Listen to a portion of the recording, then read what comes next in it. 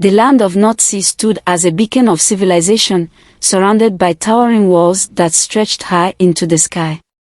Inside the grand palace, a new ruler sat upon the throne, King Agorkorli, a man whose reign had begun with fear and absolute control. Torches flickered along the palace walls, casting long shadows over the room. Seated on a golden throne, Agorkorli's sharp eyes scanned the chamber. Before him, an elder advisor, Elder Koku, stood with his head bowed, his face lined with years of wisdom. Elder Koku said, "Your Majesty, the people whisper in the streets. They fear what is to come. A wise king does not rule through fear alone." King Agorkorli replied, "Fear is the strongest chain, Elder Koku. My father's kindness made him weak.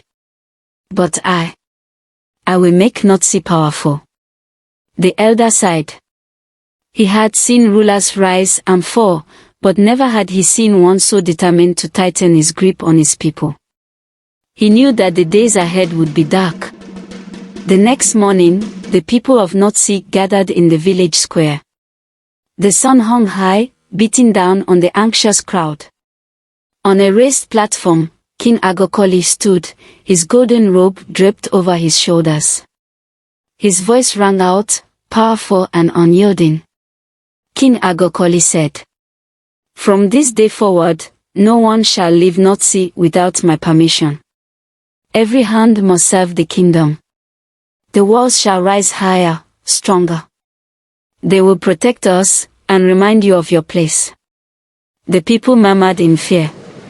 Some looked at one another with unease, while others lowered their heads, afraid to speak.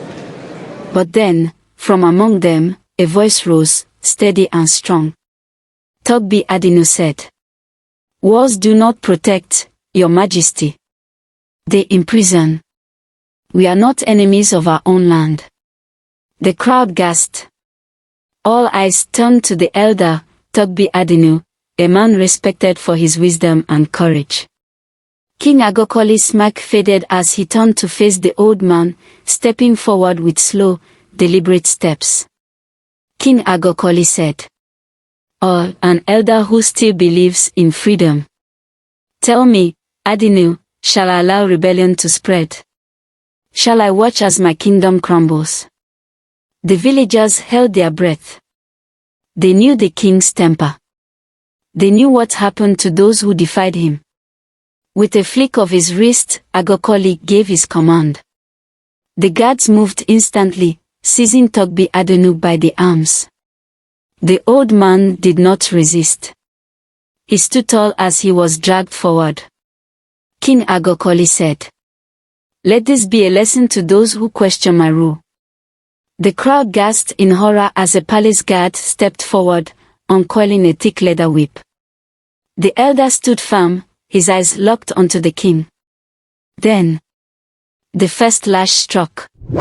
A cry of protest erupted from the villagers, but no one dared to move. Mothers covered their children's eyes. Some turned away. Others wept in silence. Among them, a young warrior, Amega Kledso, stood frozen, his fist clenched so tightly that his nails dug into his palms. His dark eyes burned with anger, his body shaking with restrained fury. Beside him, Elder Koku placed a firm hand on his shoulder. Elder Koku said, "Not yet, my son, not yet." The whip cracked again, but Togbi Adinu never cried out. The fire in his eyes did not waver. Though his body suffered, his spirit remained unbroken.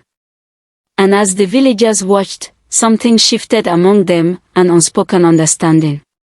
The king could command their bodies, but he could never command their will. That night, within the towering walls of the palace, King Agorkorli sat alone in his chamber. His golden throne gleamed under the dim torchlight. Beyond the open window, the city of Notsie lay still beneath the moon's watchful glow. His advisor approached, his robe trailing behind him as he knelt before the king. Advisor said, "My king, there are whispers in the streets. The people speak of the past, of the time before the walls. Agorkorli did not look away from the city. His fingers tapped against the armrest of his throne, a smirk playing on his lips. King Agorkorli replied. Then we will silence them. The advisor bowed and slipped into the shadows, leaving the king alone in his thoughts. Agorkorli leaned back in his throne, exhaling slowly. He believed himself untouchable. He believed his rule was absolute. But beyond the palace walls, the hearts of the people were shifting. In the darkness of Notsie, a silent fire had begun to burn. And soon, the chains of oppression would be tested.